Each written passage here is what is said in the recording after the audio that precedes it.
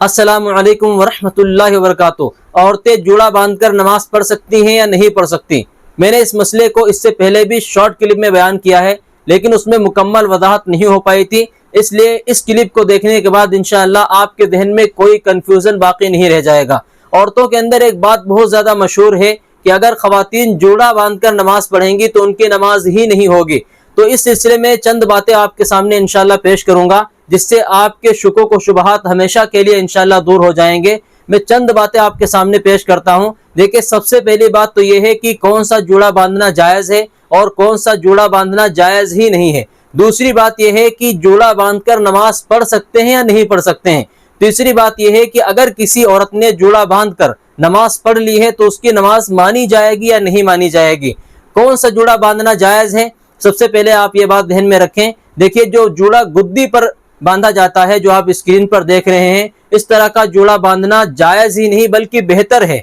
یہ افضل قرار دیا گیا کیونکہ اس میں پردہ زیادہ ہو جاتا ہے، اس لیے اس طرح کا جوڑا باندھنا جائز بھی ہے، اور دوسرے اس طرح کا جوڑا باندھ کر نماز بھی پڑھ سکتے ہیں، اس میں کوئی حرج کی بات نہیں ہے۔ اور آپ جو یہ دوسرا جوڑا اسکرین پر دیکھ رہی ہیں، جو اونٹ کی کوہان کی طرح جوڑا کہا گیا ہے، حدیث شریف میں آتا ہے، حدیث شریف میں کہ اللہ کے نبی صلی اللہ علیہ وسلم نے ارشاد فرمایا کہ اس طرح کا جوڑا باندھنا جو اونٹ کی کوہان کی طرح ہوتا ہے، ایسا جوڑا باندھنے والی خواتین جنت میں نہیں داخل ہوں گی، یہاں تک کہ جنت کی خوشبو بھی نہیں پا سکیں گی۔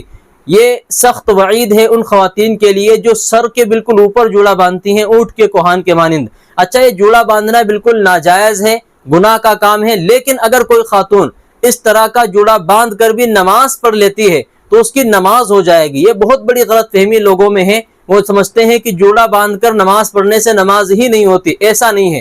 جو جوڑا باندھنا جائز ہے وہ جوڑا باندھ کر بھی نماز ہو جاتی ہے، اور جو جوڑا باندھنا جائز ہی نہیں ہے وہ جوڑا باندھ کر اگر کوئی نماز پڑھ لیتی ہے تو اس کی نماز میں خرابی نہیں آئے گی، البتہ مکروہ ہوگی، لیکن اس کی نماز کا فرض ادا ہو جائے گا۔ اب ایک سوال عام طور پہ عورتوں کے ذہن میں رہتا ہے کہ انہوں نے ایک بات سنی ہوئی ہے کہ جوڑا باندھ کر نماز پڑھنے سے نماز ہی نہیں ہوتی۔